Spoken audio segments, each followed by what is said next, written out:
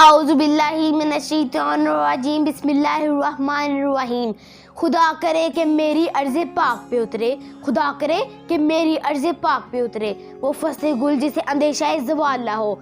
जनाब सदर, लफ्ज़ कौम एक ऐसी कुव्वत का एहसास है जो इंसान को सरापा जुर्रत बना देता है, हकूक को शाऊर अता करता है, नज़रियात को उजागर और गैरत को बेदार करता है। जनाब सदर, जब ये जज्बे इंसान के ज़मीर को झंझोड़ते हैं तो तारीखें जन्म लेती हैं, मैदान सजते हैं, तलवारें खनकती हैं, जज्बे लड़ते हैं, नजरियात टकराते हैं। ये वतन हमें किसी ने थाली में रखकर पेश नहीं किया, बल्कि मेरी कौम के रहनुमाओं ने अपनी सियासी फहमो फरासत से हासिल किया।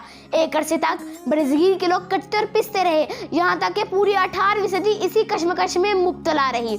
न तू ज़मी के लिए है न आसमां के लिए, न तू ज़मी के लिए है न आसमां के लिए, जहाँ है तेरे लिए तू नहीं जहाँ के लिए। मुअज़्ज़िज़े सारफीन, हालात का तकाजा था कि बरतानवी राज से आज़ादी और हिंदुओं से अलहदगी की जाए। इन दोनों मौजू से लड़ने के लिए ज़रूरी था कि इंडियन मुस्लिम लीग का क़याम संगे बुनियाद रखा जाए। इलामा इकबाल और कायदे आज़म की क़यादत में तहरीक को वो अज़मत अता की कि इलामा इकबाल के पेश करदा दो कौमी नज़रिए ने पूरी उम्मत मुसलमान को कायदे आज़म की पुष्ट पर सवार कर दिया।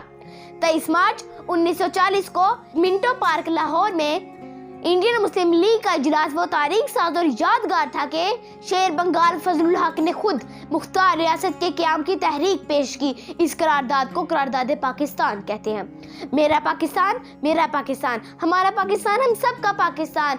आज के दिन हम इस अहद को दोहराते हैं कि वतन अजीज की हिफाजत में अपना तन मन धन सब कुछ कुर्बान कर देंगे, इसका नाम रोशन करेंगे और इसकी तरक्की के लिए दिन रात कोशिश करेंगे। शुक्रिया।